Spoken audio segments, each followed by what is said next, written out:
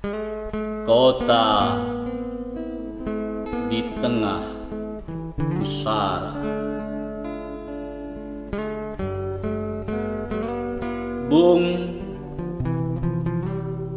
ingin aku mensiaraimu, tapi di mana letak pusara? Karena jasadmu menutup wajah kota, dan kota pun telah mencecap roh sucimu mengalir di setiap nadi kehidupan. Api Soekarno berkobar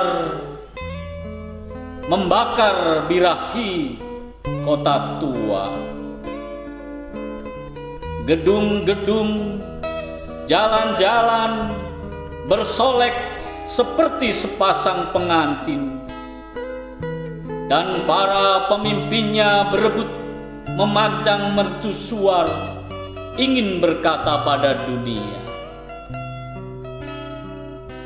datanglah ke kota ini. Aku ingin ajak tuan-tuan mensiarai proklamator negeri ini. Lalu bila senja turun, kita dapat bernostalgia, naik becak dari Istana Gebang, putar alun-alun, lalu berjalan di seputar makam. Atau bila malam tiba, kita bisa kongko-kongko di sepanjang trotoar Pasar Legi, sambil menikmati wedang ronde atau lezatnya tahu lontong.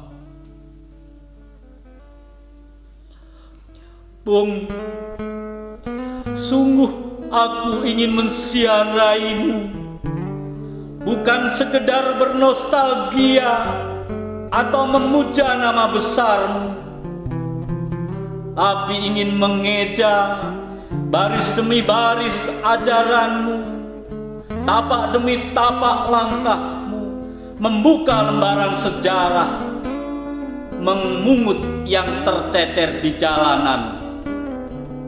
Alpa tak tertuliskan. Kota ini telah menjadi saksi.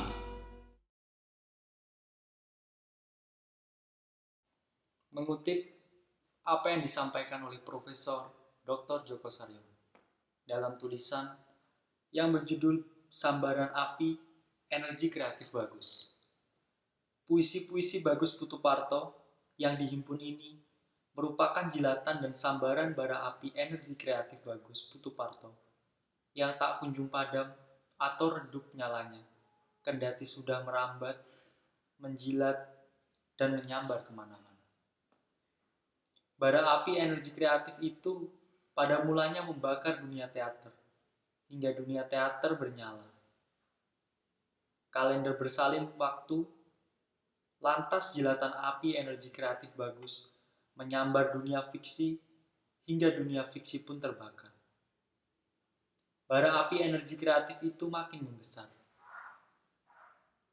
Kemudian juga menyambar dunia usaha, hingga usaha boga rotinya membesar tanpa dingana. Lebih jauh lagi, bahkan bara api energi kreatif Bagus melalap habis dunia kebudayaan dalam arti seluas-luasnya, hingga budi dan daya para pemangku budaya bernyala terang.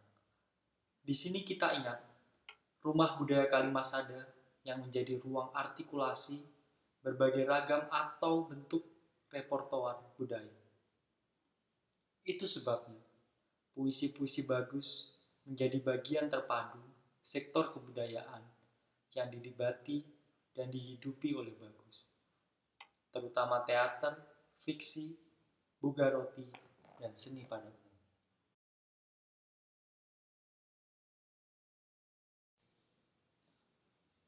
Blitar Bila malam.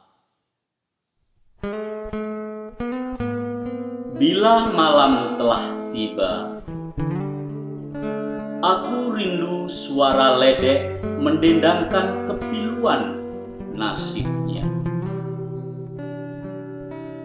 Ya. Surtiem nama ledek itu bersama Kang Suto, Kang Noyo berjingkrak menari di sepanjang trotoar. Mulutnya bau ciu penawar kepedihan. Tak berdaya dirorong kerasnya kehidupan. Tapi wajah kota malam ini telah berganti. Surtiem bergincu bak perawan 17 tahunan. Ajo jing seirama dentum musik kafe, lampu-lampu remang berkedip-kenip menyapa. Tangannya begitu lihai merokok kocek para juragan bersama mengumbar birah imal. Kemana aku mencarimu, Surtiem? Ledek cokean di pasar legi lenyap di telan zaman.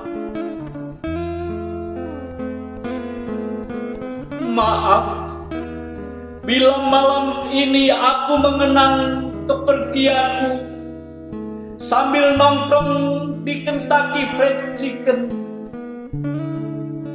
menatap malammu yang tak lagi sunyi.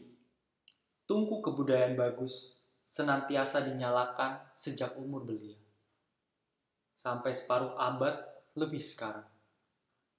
Dengan bara api energi kreatif terus stabil dan menyala terang. Bahkan kabarnya dipasok secara memadai dan berkelanjutan. Tak pernah berhenti. Bahan bakar itu berupa elan vital, etos, dan spirit kebudayaan, terutama kesenian yang kuat dan kokoh melintasi waktu. Harus diakui, Bagus memiliki cadangan elan vital, etos, dan spirit kebudayaan atau berkesenian yang kuat. Berkat kemampuan dan kepiawaiannya meramu kepentingan material dan kepentingan simbolis sosial. Tak ayal, dunia teater, fiksi, dan puisi dengan dunia Bugarroti bisa bersimbiosisme, mutualistis di dalam gerak kebudayaan atau kesenian Bagus. Paling tidak, selama 20 tahun terakhir, keempat sektor tersebut menyala berdampingan, serasi berkat elan vital, etos, dan spirit berkesenian yang berkorban. Disinilah kita tahu, puisi-puisi Bagus yang termuat dalam antologi ini pada dasarnya manifestasi bara api energi kreatif yang disokong kobaran elan vital, etos, dan spirit berkebudayaan, khususnya berkesenian Bagus yang terus-menerus menyala secara kuat dan besar. Tak lagi kupanggil kau Sarip. Hidup bukan sekedar retorika, Sarip. Rakyat hanya dibuai kata-kata, sementara perut mereka lapar dan hidupnya dihimpit derita. Apa kau tak bernyali lagi mengalunkan celurit di leher kumpeni? Tubuhmu tak lagi mengalir darah laki-laki dan mulutmu lebih cerewet daripada wanita menutupi ciut nyalin. Kepentingan telah memborgol jiwamu, bergandeng erat dengan para kurcaci. Maka tak lagi kupanggil kau Sarip, karena tak ada lagi darah menetes untuk mereka yang tertindas. Sarip, potong saja kelaminmu dan sembunyi di balik hutan bini. Hari kini tak butuh lagi retorika, kata-kata. Kuat besarnya nyala, kobar elan vital, etos, dan spirit berkesenian bagus terlihat dalam diksi, larik, bait, gaya, nada, dan tempo. Hampir semua puisinya yang terhimpun dalam antologi ini. Sebagai contoh, diksi-diksi puisi bagus begitu luas, terang, gamblang, tanpa tedeng aling-aling, dan ekspresif sekali.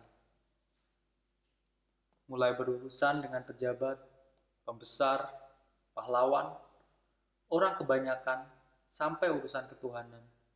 Puisi-puisi bagus memakai diksi-diksi lugas, menggebu, dan penuh daya jotos.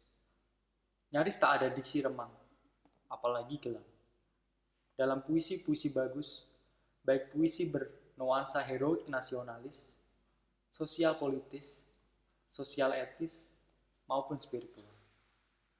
Puisi-puisi yang bercorak heroik nasionalis berporos Bung Karno yang ada di bagian-bagian awal antologi ini menggunakan diksi-diksi lugas yang menggebu dan penuh semangat. Demikian juga puisi-puisi yang bernuansa spiritual atau minimal ketuhanan yang diletakkan di bagian-bagian akhir antologi ini, memakai diksi gamblang, terang, dan menggebu, sekalipun tak terkesan menantang. Di hadapan Tuhan atau yang absolut, diksi yang digunakan merunduk dan merendah, sekalipun menguatkan nada tegas. Diksi-diksi seperti tersebut disusun dalam bait-bait yang lincah, terang, dan mengalir lancar. Gaya puisi-puisi bagus dalam antologi ini seperti orang berjalan cepat, bukan menari gemulai. Diksi, bait, dan gaya seperti tersebut ditunjang oleh tempo yang tepat, cepat, lincah, dan berderai. Tak lembut dan gemulai. Disertai nada yang sering tinggi, lantang, kadang melabrak, kadang merunduk tegas, dan penuh kecekatan. Watak puisi-puisi seperti tersebut mengingatkan saya kepada salah seorang tokoh Kurawa bernama Kartomarmo. Kebetulan Bagus Putuparto mengidolakan Kartomarmo, seorang tokoh kiri yang antagonis dalam pewayangan Jawa. Sehingga Profesor Dr. Djoko Saryono ingin menyebut bahwa puisi-puisi bagus dalam antologi ini bagian mengekspresikan watak Kartomarmo.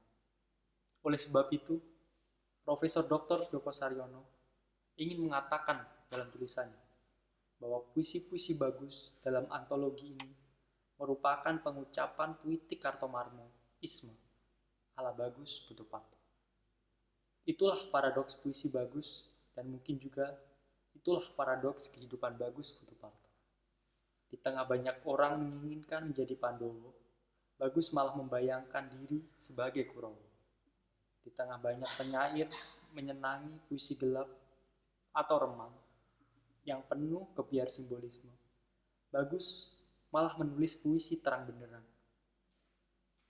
yang menggambarkan simbolisme dan metafora yang kompleks.